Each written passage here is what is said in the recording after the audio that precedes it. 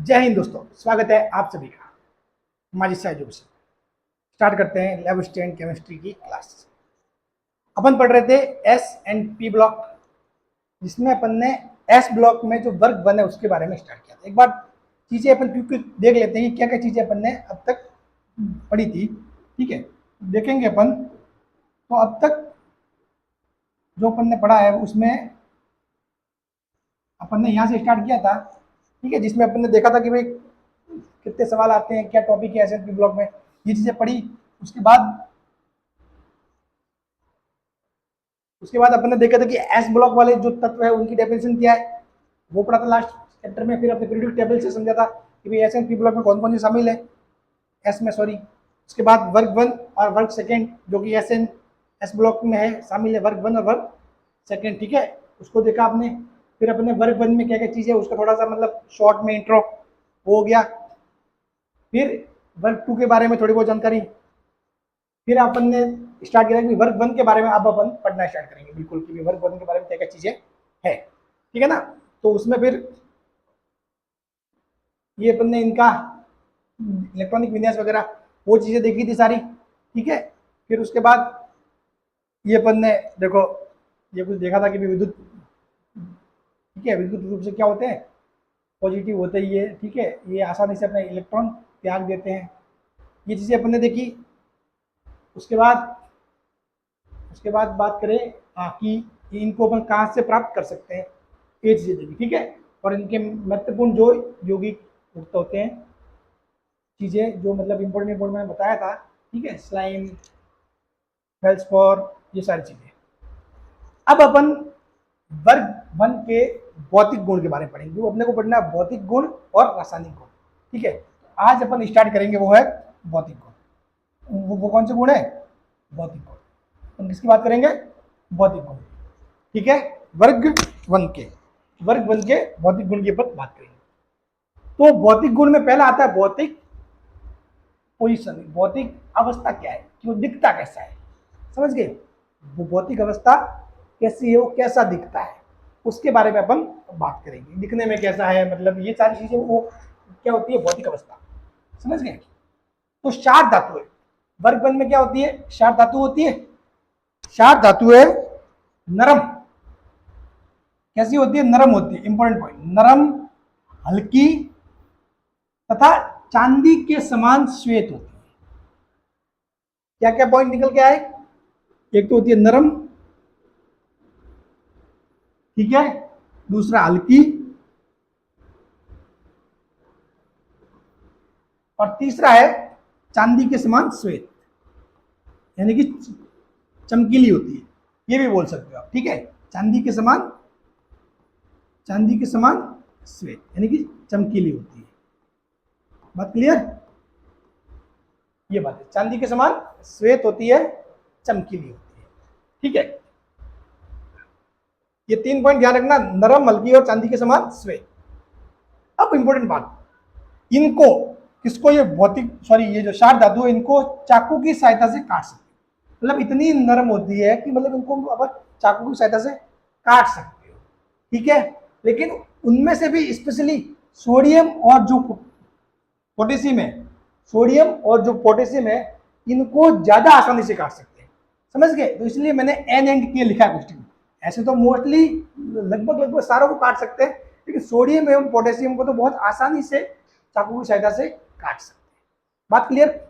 जब आप इनको चाकू की सहायता से काटते हो तो ये क्या होती है, उस टाइम चमकीली होती है। ठीक है, जैसे ही आपने काटा उसके थोड़ी देर बाद इनकी चमक गायब हो जाती है। इनकी चमक क्या हो जाती है, गायब हो जाती है। ये फिर वो हो जाती है, मतलब आपने देखा होगा, आप जब सेब काटते हो, एप्पल जब काटते हो तो क्या होता है, बिल्कुल ऐसे मतलब उसमें निकलता है, बिल्कुल सफेद सफेद, बिल्कुल मस्त ऐसे निकलता है ना, तो बिल्कुल चमकीला सा। फिर थोड़ी देर बाद वो एप्पल क्या हो जाता है, डार्क हो जाता है। ठीक है, तो सेम चीज इसमें भी होती है। समझ गए, तो होता क्यों है, तो ये क्या होती है कि मतलब डायरेक्ट ऑक्सीजन के साथ रिएक्ट कर जाते हैं। समझ गए, ये बहुत सक्रिय होती है, ये ऑक्सीजन के साथ रिएक्ट कर लेते हैं। ठीक है, तो उसके कारण उनका वो क्या हो जाती है, बिल्कुल मलिन हो जाते हैं। ठीक है, वो जो चमकीला पोर्शन था वो चमक गायब हो जाती है। बात क्लियर। ये तो होगी भौतिक अवस्था के बारे में बात। अब बात करते हैं इनकी रेडियस, ठीक है।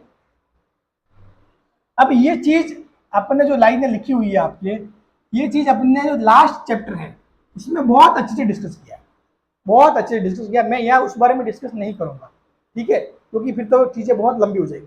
इसके बारे में बिल्कुल जीरो से लगाकर बहुत अच्छी चीज समझाई गई है, ये आकार कैसे क्या बढ़ता है, क्या ये रेडियस क्या होती है वगैरह, सब कुछ मैंने अच्छे से बता रखा है। इसलिए मैंने बोला था कि पिछली वाली जो पिछला वाला आपका चैप्टर है उसकी वीडियो आप पहले देख लेना अच्छे से, ठीक है ना, बात क्लियर। तो देखो होता क्या है कि जब आप वर्ग में ऊपर से नीचे जाओगे तो आपका आकार बढ़ता है। अब आपके माइंड में आ रहा होगा सर ये 3 वर्ड दिए हुए हैं, ठीक है, क्या तीनों के तीनों मतलब सेम है क्या?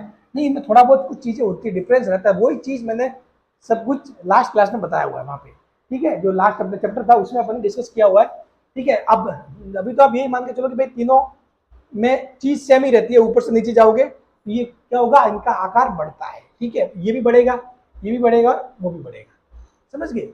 तो वर्ग में ऊपर से नीचे जाने पर आकार बढ़ता है, समझ गए, आकार बढ़ता है। भले आपकी जो ये रेडियस भी बहुत सारी होती है, ठीक है, जिसमें से अपन एक तो होता है एटॉमिक रेडियस, ठीक है, दूसरा होता है आयोनिक रेडियस, आयोनिक रेडियस ये हो गया एटॉमिक, ये आयोनिक रेडियस, ठीक है। और ये करते हैं डिसाइड फिर आकार भी, ठीक है ना। ये सारी चीजें अपन ने पीछे पड़ी हुई है, ठीक है ना, उसके ऊपर अपन ज्यादा डिस्कस नहीं करेंगे। तो वर्ग में ऊपर से नीचे जाने पर आकार बढ़ता है। जो वर्ग है उसमें आप ऊपर से नीचे जाओगे, ऊपर से नीचे जाओगे तो क्या होगा, आकार बढ़ेगा, आकार क्या होगा, आकार बढ़ेगा, समझ गए।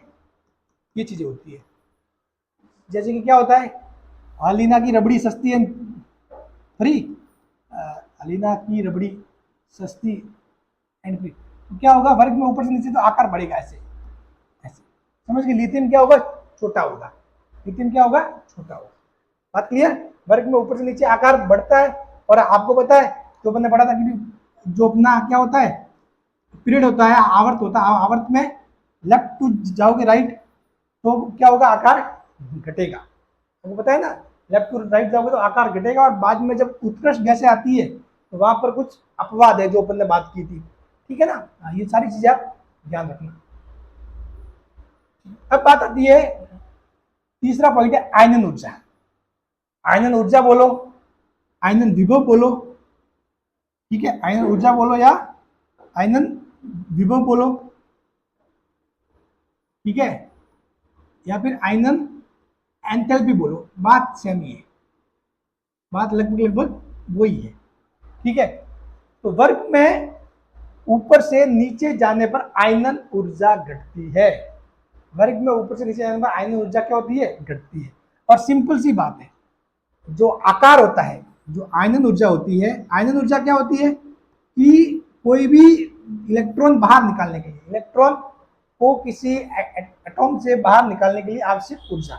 तो इनमें क्या होता है, इलेक्ट्रॉन ढीले बंधे होते हैं, और जैसे जैसे साइज बढ़ेगा वहां पे आप इलेक्ट्रॉन आसानी से निकाल सकते। साइज बढ़ेगा तो इलेक्ट्रॉन नाभिक से दूर जाएगा, नाभिक से दूर जाएगा तो उस इलेक्ट्रॉन को आप आसानी से बाहर निकाल सकते हो।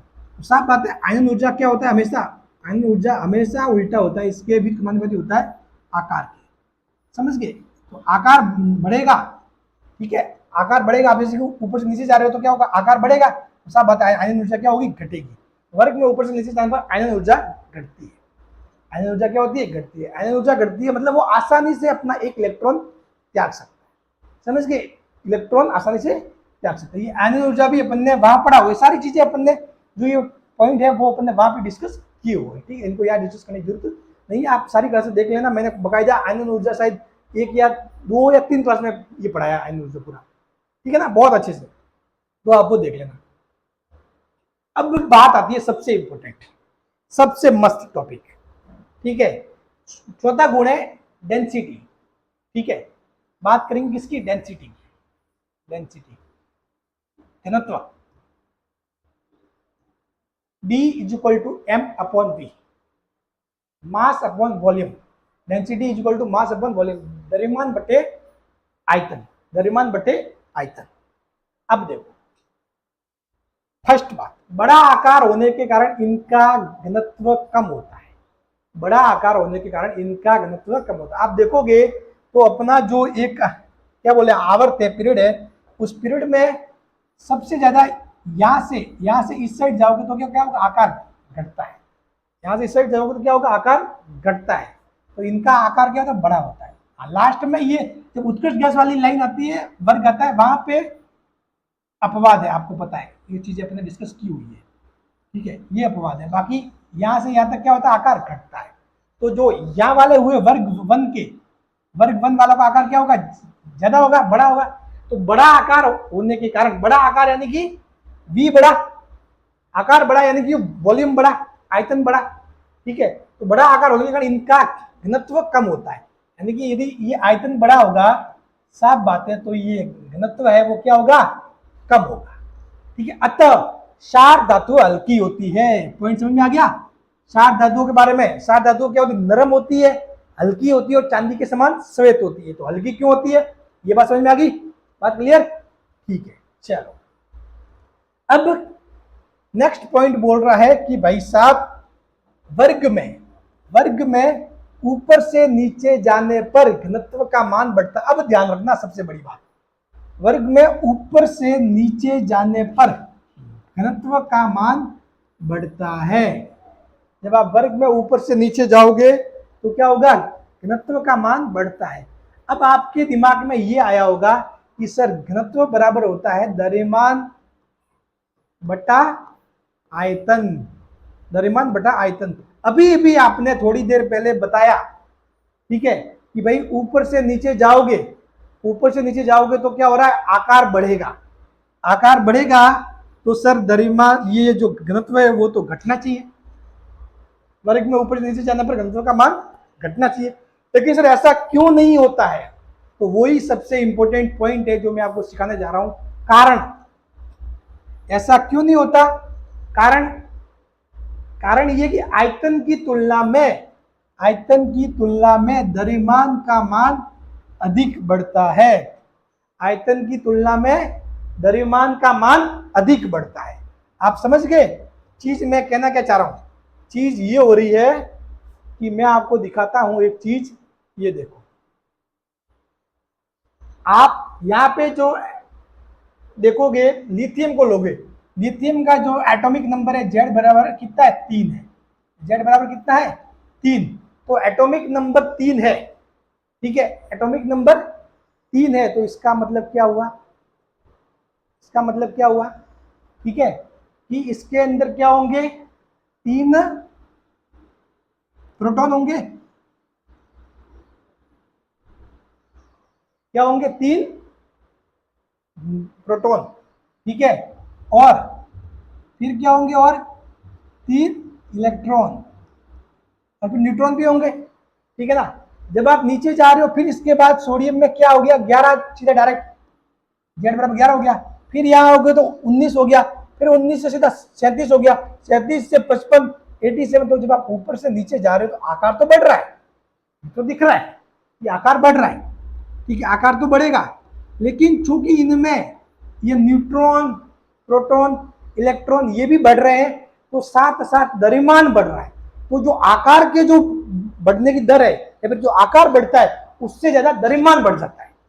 बात समझ गए, वो क्या रहा है, वहां पर आकार के बढ़ने से ज्यादा द्रव्यमान बढ़ जाता है, समझ गए। तो जो द्रव्यमान का बढ़ना है वो हावी रहता है, ठीक है ना, जो द्रव्यमान का बढ़ना है ना वो रहता है हावी। तो इसीलिए क्या होता है,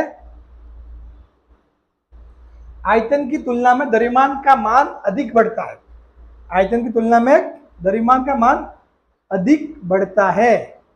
इसीलिए क्या होता है, आपके ये वर्ग में ऊपर से नीचे जाने पर घनत्व का मान बढ़ता है। बात क्लियर, समझ गए।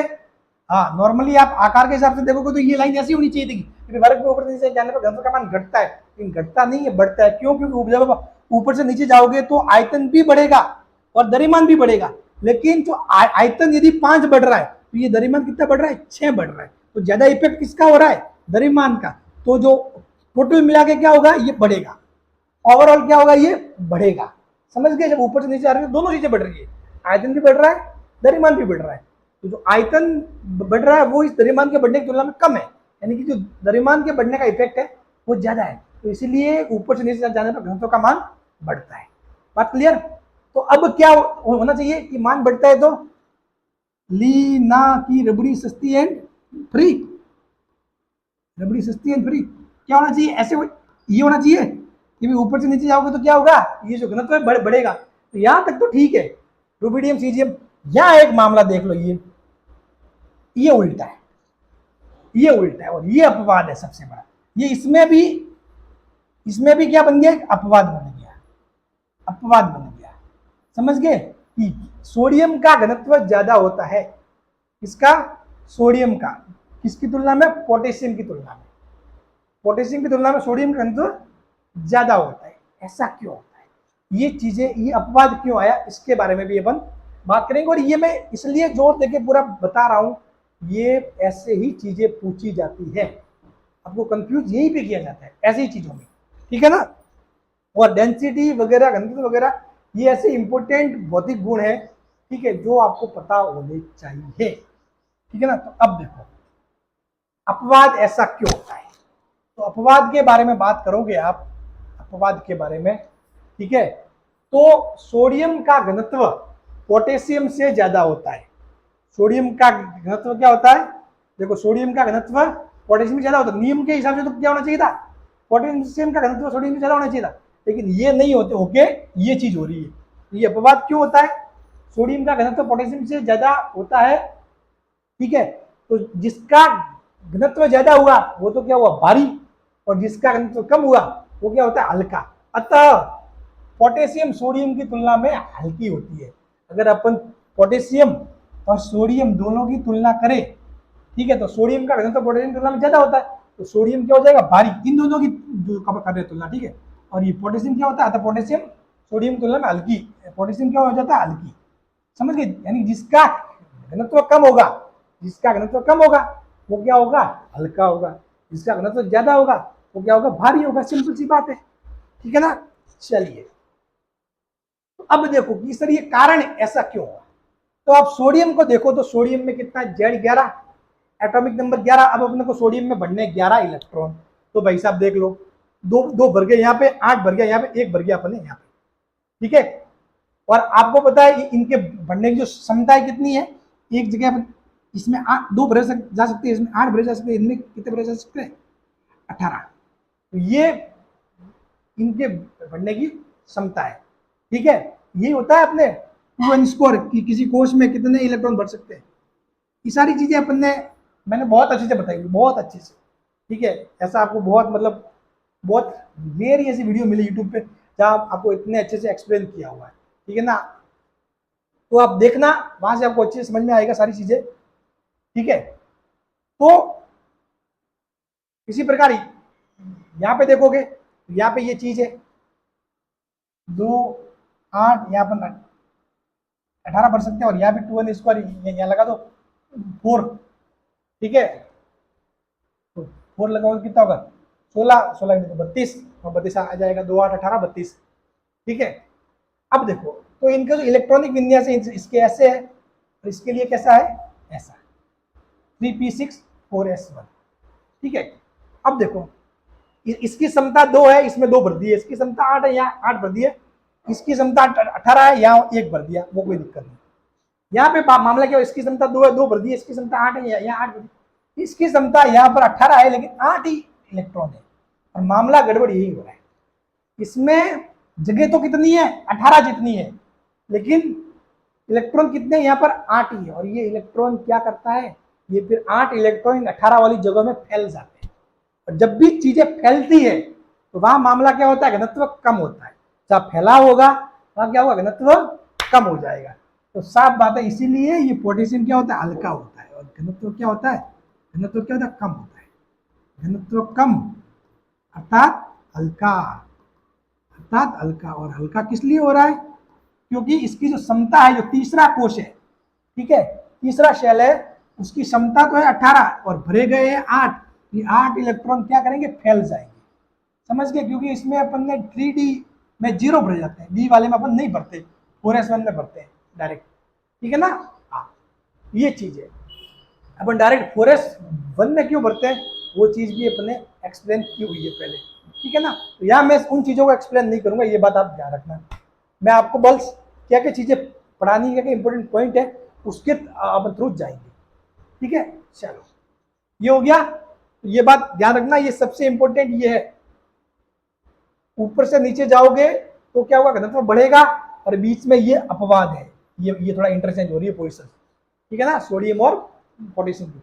इस बात को गांठ बांध लेना। और ये सवाल बहुत बार पूछा गया है, आप उठा के देख लेना पुराने पेपर, भले जेई के देख लो, कोई भी कॉम्पिटिशन एग्जाम जहां पे ये चैप्टर है, इस सवाल को बहुत बार पूछा गया है, ठीक है। चलिए, हो गया। अब आता है पांचवा, गलनांक, ठीक है। अब अपन बात करेंगे किसके बारे में, इसके गलनांक के बारे में, किसी भी चीज को कितना आसानी से गलाया जा सकता है, गलनांक के बारे में।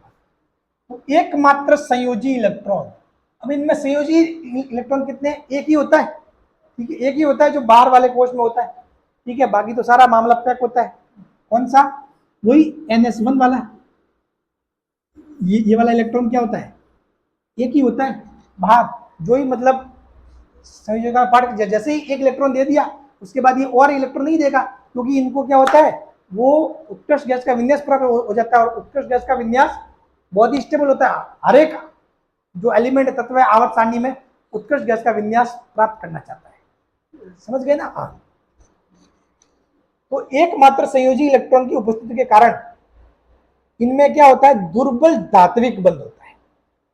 क्योंकि जितने ज्यादा इलेक्ट्रॉन त्यागते हो, उतना मजबूत आप धात्विक बंध बना सकते हो, लेकिन ये ज्यादा मजबूत धात्विक बंध नहीं बना सकते। कारण, क्योंकि इनके पास एक ही इलेक्ट्रॉन है और वो एक ही इलेक्ट्रॉन दे पाते हैं, एक ही इलेक्ट्रॉन त्याग पाते हैं, इसलिए वो इतना मजबूत धात्विक, देखना एक बार देखना, धात्विक बंध और धात्विक गुण सेम चीज नहीं है, ठीक है। आप उनको ऐसा नहीं कि धात्विक बंध बराबर धात्विक गुण, ये नहीं है, ठीक है ना। हाँ, कि भाई जितने ज्यादा आप इलेक्ट्रॉन त्याग करोगे उतना मजबूत आपका धात्विक बंध बनेगा, ये चीज होती है। जितने ज्यादा आप इलेक्ट्रॉन दे सकते हो, उतना ही मजबूत आप धात्विक बंध बनाओगे बॉन्ड किसी के साथ, समझ गए, ठीक है ना। तो ये ज्यादा नहीं दे सकते, एक ही दे सकता है। एक की उपस्थिति कारण क्या होता है, दुर्बल धात्विक बंध होता है। क्या होता है, दुर्बल धात्विक बंध होता है। तो क्या होता है, वर्ग में ऊपर से नीचे जाने पर धात्विक बंध की सामर्थ्यता क्या होती है, घटती है। धात्विक बंध अगर घटेगा तो ये गलनांक क्या होगा, कम होगा, गलनांक क्या होगा, कम होगा, ठीक है। धात्विक बंध घटेगा तो गलनांक क्या होगा, कम होगा। तो ऊपर से नीचे जाओगे, ऊपर से नीचे जाने पर ये गलनांक क्या होता है, कम होता है। कारण धात्विक बंध की सामर्थ्य वो क्या होती है, कम होती है।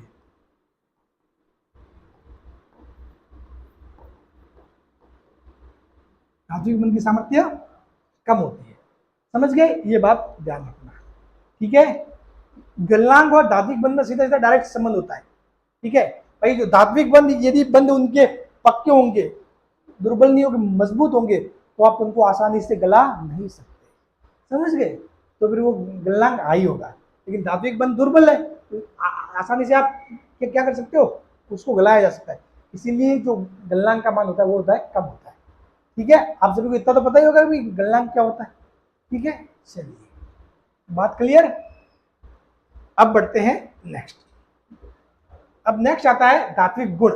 धात्विक गुण भी पॉइंट अभी का भी आ गया साथ में, ताकि अब सारी चीजें क्लियर हो जाएंगी। धात्विक गुण, तो धात्विक गुण तो क्या होता है, देखो, जैसे कि कोई एटॉम है एक्स, दूसरा है वाई, ठीक है, दूसरा है वाई। ये क्या करता है, ये अपना एक इलेक्ट्रॉन, मतलब धात्विक गुण का मतलब ये होता है कि आप कितना आसानी से इलेक्ट्रॉन दे सकते हो, भले आप एक दो दो दो तीन दो 10 दो, उससे नहीं पड़ता फर्क, समझ गए, उससे फर्क नहीं पड़ता, ठीक है ना। तो जैसे कि ये है, तो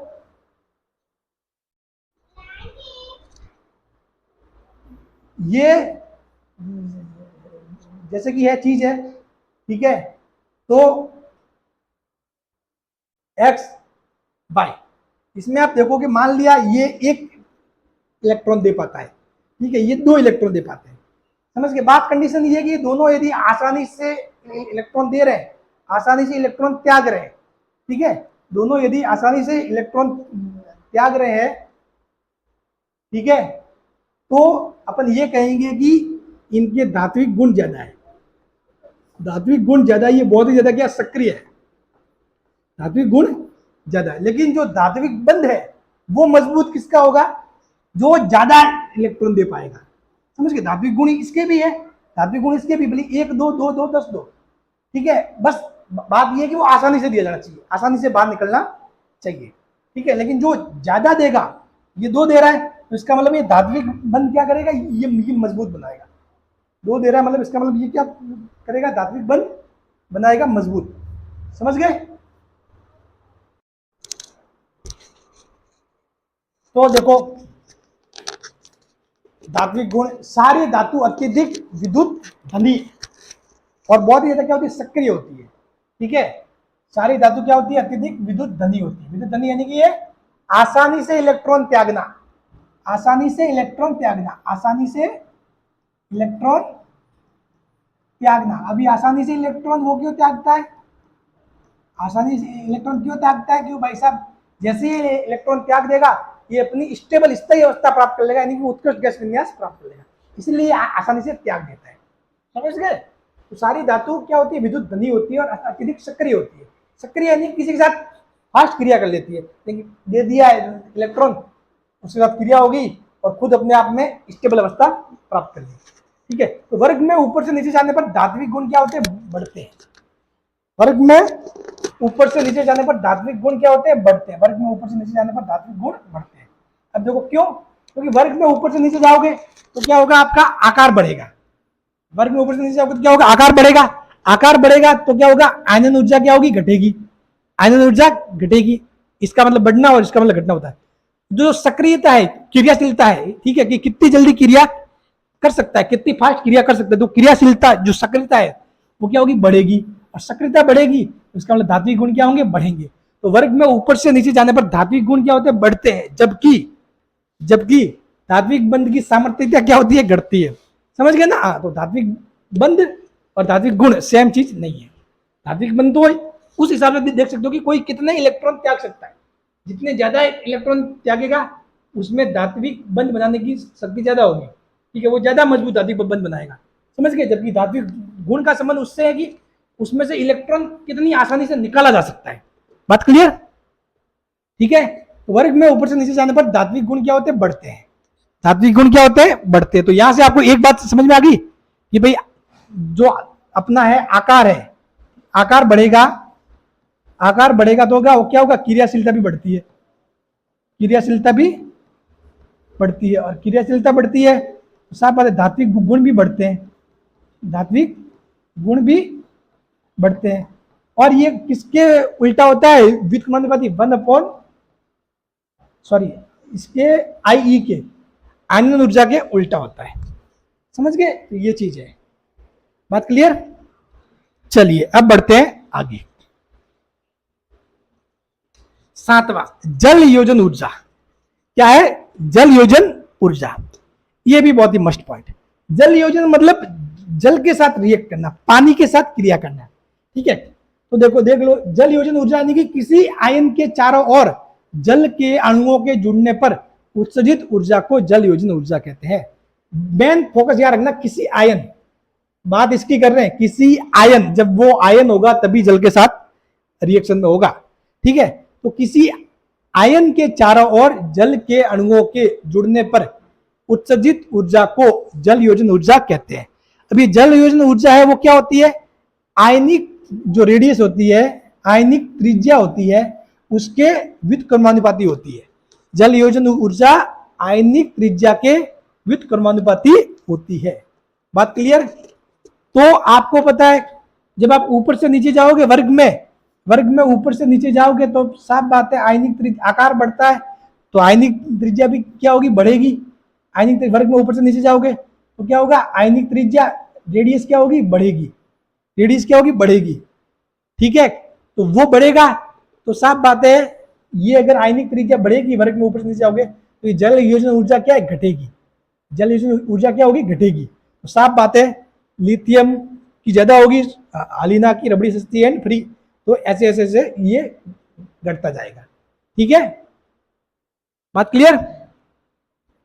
Li plus, Na plus, K plus, Rb plus, Cs plus, तो ये ऐसे होगा सीक्वेंस। ठीक है, तो अतः लिथियम के अधिकांश लवण आसानी से जल योजित होते हैं। अपन देखेंगे आगे कि भाई लिथियम के जो लवण है वो क्या होते हैं, आसानी से जल योजित होते हैं। बात क्लियर। क्यों, क्योंकि लिथियम की जो आयनिक त्रिज्या होती है, आयनिक त्रिज्या क्या होती है, छोटी होती है इनके मुकाबले में। ठीक है, तो आयनिक त्रिज्या छोटी, तो ये छोटा होगा, तो ये वाला भाग क्या होगा, बड़ा होगा। ये होता है उल्टे में नियम ही होता है भाई, x बराबर 1/y, ये बढ़ेगा तो ये घटेगा, या फिर ये घटेगा तो ये बढ़ेगा, ये चीजें होती है। ठीक है, चलो, तो ये हो गया जल योजन ऊर्जा। इन सबको ध्यान रखना, इन पॉइंट्स को आप ध्यान रखोगे। ठीक है, इन सब के बारे में आपको, और मैंने बिल्कुल अच्छे से समझाया हुआ, फालतू की रामायण नहीं ली है मैंने। जो इंपॉर्टेंट है, जरूरी है, जिन पॉइंट्स के ऊपर एग्जाम में सवाल पूछे जाते हैं, उसी थ्योरी को लिया है। ठीक है, वैसे तो बहुत सारे गुण है, भौतिक गुण में भी मतलब बहुत सारी चीजें हैं। ठीक है, जिनको अपन उनको पढ़ते ही जाओ उनके बारे में। ठीक है, फिर तो उसकी कोई लिमिट ही नहीं है, फिर तो आप S&P ब्लॉक में ही घुसे रहोगे, फिर केमिस्ट्री की भी पूरी नहीं होगी। बात क्लियर। चलिए, हाँ, और वैसे भी अपने को यहाँ पे PhD नहीं करती। ये क्या होता है, हमेशा एक बात ध्यान रखना, मैक्सिमम बच्चे, बहुत सारे ऐसे बच्चे भी देखे हैं मैंने लाइफ में, जो रियल में इंटेलिजेंट होते हैं, होशियार होते हैं। ठीक है, वो चीज को पढ़ते भी सही ढंग से है। अब जैसे केमिस्ट्री है तो उसको अच्छे से पढ़ेंगे, मस्त पढ़ेंगे। ठीक है, लेकिन गलती कहाँ करते हैं कि आप जिस एग्जाम की तैयारी कर रहे हो उसके लेवल के हिसाब से चलना है। आप तैयारी लैब स्टैंड की कर रहे हो तो लैब स्टैंड के लेवल के हिसाब से चीजें देख लो, बस उतना रखो, क्योंकि आप डेप्थ की तो सीमा ही नहीं है।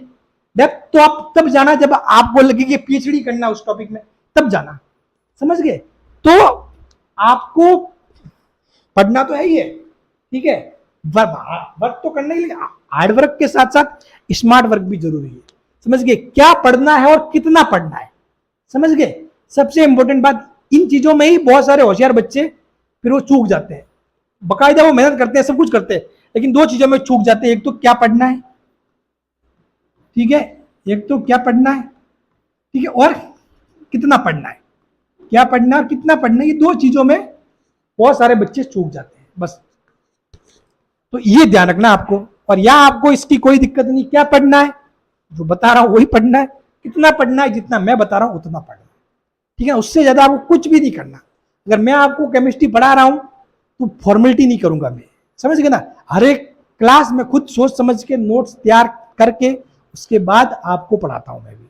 बात क्लियर। ठीक है, ऐसे ही मतलब मुंह धोके ऐसे नहीं कि मतलब सीधा लिख दिया और मैं पढ़ा दिया। बकायदा सारी चीजें क्या जरूरी है, एग्जाम में कौन कौन चीजें पूछी गई है, पिछले साल के पेपर देखता हूं, उसके अनुसार मेरे लेक्चर डिजाइन किए हुए हैं। ठीक है ना, तो आपको उसका बिल्कुल भी डाउट नहीं रखना है। बस आप तो खुद पढ़िए, और अगर थोड़ा बहुत अच्छा लगे तो वीडियो को शेयर कर दिया कीजिए, दोस्तों को बताया कीजिए, ये सारी चीजें कर दिया कीजिए बस। बाकी आपको कोई टेंशन लेने की जरूरत नहीं है, आप अपनी तैयारी जारी रखिए। ये हो गया जल योजन ऊर्जा। ज्वाला परीक्षण, एक चीज होती है ज्वाला परीक्षण। तो ये क्या होता है सर जी, तो ये भी बहुत मस्त चीज होती है। ज्वाला से उष्मा प्राप्त कर उच्च ऊर्जा स्तर में स्थानांतरित इलेक्ट्रॉन जब पुनः मूल अवस्था में आता है तो दृश्य क्षेत्र, दृश्य यानी कि विजिबल, विजिबल, आपको पता है जब वो इलेक्ट्रोमैग्नेटिक रेडिएशन होती है उसमें बहुत सारे पार्ट होते हैं। ठीक है, तो उसमें एक होता है दृश्य क्षेत्र, मतलब दृश्य क्षेत्र मतलब वो रेंज, ठीक है, वो रेंज जिसमें अपने को वो रंग या कलर दिखाई दे, वो होता है दृश्य क्षेत्र। ठीक है, हाँ, आपने पढ़ा होगा इलेक्ट्रोमैग्नेटिक स्पेक्ट्रम, जिसमें बहुत सारे मतलब ये होता है कि भाई इंफ्रारेड वगैरह बहुत सारे केस में अपने को दिखता नहीं है चीजें। अपने पास जैसे बहुत सारी रेडिएशन है, अभी भी जैसे आपके पास फोन है तो आपके पास रेडिएशन, लेकिन वो आपको दिखती नहीं है। ठीक है, वो आपको दिखती नहीं है। ठीक है, हाँ, तो वो दृश्य क्षेत्र में नहीं आता, दृश्य क्षेत्र में वो आता है जो आपको दिखता है। तो जो विजिबल दृश्य क्षेत्र में क्या करती है, विकिरण का उत्सर्जन करते हैं। कहने का मतलब ये है कि जब ये हो गया कोई भी नाभिक हो गया ये एटॉम, ठीक है, उसमें कोई होता है इलेक्ट्रॉन। तो इलेक्ट्रॉन को जब आप इसको हीट दोगे, उष्मा दोगे, ठीक है, इसको क्या दोगे, उष्मा दोगे, आग के संपर्क में लाओगे, कुछ भी करो, ठीक है, जैसे भी करके इसको यदि उष्मा दोगे तो क्या होगा, ये कूद के उच्च ऊर्जा स्तर में पहुंच जाएगा। लेकिन उच्च ऊर्जा स्तर में ज्यादा देर तक नहीं टिकता है, ज्यादा देर तक वो अपनी उच्च ऊर्जा स्तर में नहीं टिक पाता, और वो क्या होता है, जस्ट वापिस उष्मा प्राप्त कर इस वाले लेवल में जाता है, फिर वापस से जंप मार के फिर से अपने जो पुनः मूल अवस्था है उसमें आ जाता है। लेकिन जब वो मूल अवस्था में आएगा तो साफ बात है, अपनी ऊर्जा क्या करेगा, त्याग देगा, अपनी जो एनर्जी है उसको त्याग देगा। देखो, ज्वाला से उष्मा प्राप्त कर, तो ज्वाला है आग, ये समझ लो, उससे उष्मा प्राप्त कर क्या होता है, वो उच्च ऊर्जा स्तर में जाता है, और उच्च ऊर्जा स्तर में जो वो स्थानांतरित हुआ इलेक्ट्रॉन है, जब पुनः अपनी मूल अवस्था में आता है तो दर्शक क्षेत्र में विकिरण का उत्सर्जन होता है, यानी कि वो क्या करता है, जैसे ही वापस अपनी मूल अवस्था में जंप मारेगा तो अपनी ऊर्जा को त्याग देगा, और ऊर्जा किस फॉर्म में त्यागता है, इलेक्ट्रोमैग्नेटिक रेडिएशन की फॉर्म में, ठीक है, और वो जो विकिरण है, जो रेडिएशन है, वो आपको दिख जाता है, उसका आपको रंग दिख जाता है, क्योंकि वो किसमें होता है, दर्शक क्षेत्र में। तो साफ बात है, वो रंग क्या होता है, धातु, और मैंने रंग लिखे हुए हैं। जब लिथियम की बात करोगे तो लिथियम कैसा, लाल रंग की विकिरण छोड़ता है, सोडियम किस रंग की, पीले रंग की, पोटेशियम बैंगनी की, रुबिडियम लाल बैंगनी, और सीजियम नीला। तो ये थोड़ा ध्यान रखना, बहुत बार पूछ लेते हैं कि भाई ज्वाला परीक्षण में सोडियम किस प्रकार का रंग देता है, तो सोडियम कैसा देता है, पीला, सोडियम कैसा देता है, पीला, ठीक है ना। हाँ, तो लिथियम लाल, सोडियम पीला, बैंगनी, लाल बैंगनी नीला, लाल पीला बैंगनी, लाल बैंगनी नीला, ये याद रखना। और ज्वाला परीक्षण खास तौर पे इनका ही पूछा जाता है मोस्टली, ठीक है, तो ये चीजें थोड़ा याद रख लेना, ठीक है, कुछ चीजें हैं जो आपको याद रखनी पड़ेगी, इसकी ट्रिक अगर आप चाहो तो इसकी याद करने की ट्रिक बना सकते हो, ऐसे एक दो बार देखोगे तो ये थोड़ा माइंड में सेट हो जाएगा, ठीक है ना, लाल पीला बैंगनी, लाल बैंगनी नीला, ठीक है ना। हाँ, और खास तौर पे ये चीजें याद रखना, बाकी तो चलो ध्यान रखो, इन तीन का याद रखना, लिथियम लाल, सोडियम पीला, पोटेशियम बैंगनी, ये इनका पूछ लेते हैं बहुत बार, ठीक है ना। हाँ, ये आपको कैसे भी करके, या फिर इनका मिलान भी पूछ सकते हैं, ये सब एक सवाल ऐसे आ सकता है कि भाई बताइए सही का, आपको क्या करना, मिलान करना है, और एक साइड दे देंगे लिथियम, एक साइड सोडियम, एक साइड पोटेशियम दे देंगे, और एक साइड दे देंगे सीजियम दे देंगे नीचा, फिर दे देंगे यहाँ पर नीला, ठीक है, पीला, लाल, बैंगनी, अब मिलाइए, ठीक है, तो जो मिलान वाला क्वेश्चन, ऐसे भी क्वेश्चन बन सकता है, समझ गए। तो चीजें कैसे भी हो सकती है, तो थोड़ा इंपॉर्टेंट है, इसको ध्यान रखना, बात क्लियर। चलो, अब पॉइंट नंबर 9, जो अपन में आयन होते हैं, आयनों में युग्मित इलेक्ट्रॉन की उपस्थिति के कारण आयन रंगहीन तथा प्रतिचुंबकीय होते हैं, रंगहीन तथा प्रतिचुंबकीय होते हैं। कहने का मतलब क्या है, पहले तो किसकी बात कर रहे हैं अपन, आयन की। फॉर एग्जाम्पल मैंने मान लिया ये था सोडियम, ठीक है, और सोडियम से ये बन गया सोडियम प्लस, तो सोडियम में क्या होगा भाई, 1s2 2s2 2p6 3s1। अब ये जैसे ही बना आयन, इसने ये वाला इलेक्ट्रॉन त्याग दिया, तो पीछे क्या रहा, 1s2 2s2 2p6। अब देखोगे तो इसमें ये नाभिक हो गया, दो इलेक्ट्रॉन किस में आ गए, एस में, तो एस वाले में दो आ गए, ये ठीक है, ये किस में हो गए, विपरीत चक्रण में हो गए, ठीक है, विपरीत चक्र में हो गए। फिर जैसे कि ये वाला हो गया 2s2, तो इसमें भी होगा एस वाले हो गए, और फिर जो पी वाला होगा वो भी बॉक्स यहाँ होगा। ये सारी चीजें मैंने अच्छे से बता रखी है, ठीक है, अगर किसी को थोड़ी बहुत दिक्कत हो तो वो वहां देख लेना, जो लास्ट अपने जो चैप्टर था उसमें। तो इसमें देखोगे तो ये जब ये बन गया आयन, तो ये पी वाले 6, 2p वाले 6, और 2s वाले 2, और 1s वाले 2, ये सारे के सारे क्या है, युग्मित है, सारे के सारे क्या है, युग्मित है, बात क्लियर, ठीक है। तो युग्मित होंगे तो क्या होंगे, ये रंगहीन होंगे, इनका कोई रंग नहीं होगा, और इनमें चुंबकीय गुण भी नहीं होंगे, ये क्या होंगे, प्रतिचुंबकीय होंगे, ये क्या होंगे, प्रतिचुंबकीय होंगे, समझ गए। तो ये बात ध्यान रखना कि आयनों में युग्मित इलेक्ट्रॉन की उपस्थिति के कारण आयन क्या होते हैं, रंगहीन होते हैं। जैसे ही अगर ऐसे सिंगल होता, जैसे कि कहीं पे मान लो ये नहीं होता, ठीक है, सिर्फ और सिर्फ ये ऐसे सिंगल में होता, तो फिर वहां केस दूसरा होता है, या फिर वो रंगीन वाला मैटर नहीं आता। तो यहाँ पे क्या होता है, रंगहीन होते हैं और प्रतिचुंबकीय होते हैं। ठीक है, कारण क्या होता है, युग्मित इलेक्ट्रॉन की उपस्थिति के कारण, युग्मित इलेक्ट्रॉन की उपस्थिति के कारण। समझ गए? तो आपको पूछ सकते हैं कि भाई जो सारी धातु है उनके आयन रंगहीन क्यों होते हैं? तो रंगीन या प्रतिचुंबकीय होने का कारण है इनका युग्मित होना। समझ गए? युग्मित मतलब क्या हो गया, अपन ने पढ़ा था ये चक्रण, ठीक है, तो एक का चक्रण ऐसे, एक का चक्रण ऐसे, मतलब कि एक क्या होगा, पॉजिटिव का 1/2, नेगेटिव का 1/2, आपस में क्या हो जाएंगे, ये कैंसिल हो जाएंगे, आपस में क्या हो जाएंगे, कैंसिल हो जाएंगे। ये चीजें अपन ने डिस्कस की थी। हालांकि इनको अपन ने वहां पे इस चुंबकीय गुण वगैरह से लिंक नहीं किया था, ठीक है ना, लेकिन ये अपन ने जो चक्रण वगैरह थे वो अपन ने वहां पे भी सीखे थे, पढ़े थे। तो उन क्लास को पहले देख लेना आप, मैं आपको ये कहना चाहूंगा, ताकि आपके लिए आगे समझना आसान रहेगा, फिर चीजें रटनी नहीं पड़ेगी। समझ? जैसे कि मैंने जो अब तक चीजें बताई है उनमें आप देखोगे तो सिर्फ याद करने का जो माइंड में रटने वाला है वो सिर्फ और सिर्फ ये पोर्शन है, ये वाली इस स्लाइड। बाकी मोस्टली समझने की है जो अपवादी है, ये तो मैंने बता दिए कि वो कैसे क्या हो रहे हैं। समझ गए? तो मैं पूरी कोशिश करूंगा कि आपके ऊपर मतलब पूरा समझा दूं, ताकि आपके लिए रटने की कोई चीज नहीं रहे। समझ गए? और बहुत बार जो एग्जाम में ऐसे होता है रटा हुआ, वो एग्जाम में फिर जैसे ही आप मतलब थोड़ा आपका कॉन्फिडेंस डाउन होता है ना, वहाँ फिर मामला गड़बड़ हो जाता है। ठीक है ना? तो इसलिए समझना जरूरी है, समझने में फोकस करो। याद किया हुआ तो वैसे हो सकता है कि आज याद है, कल 3 दिन 4 दिन 5 10 दिन बाद भूल सकते हो, लेकिन समझा हुआ सेट हो गया माइंड में। समझ गए? तो समझ के आपको क्या करना, तैयारी करनी है, समझ के पढ़ना है। अब आज के लास्ट स्लाइड है, लास्ट 2 गुण। एक है पोटेशियम तथा सीजियम। पोटेशियम और सीजियम का उपयोग प्रकाश विद्युत प्रभाव, इसमें प्रकाश विद्युत प्रभाव में किया जाता है। इनसे अपन क्या बनाते हैं, सोलर सेल नहीं होते, सोलर सेल, सोलर पैनल, इनमें बनाते हैं अपन इलेक्ट्रोड।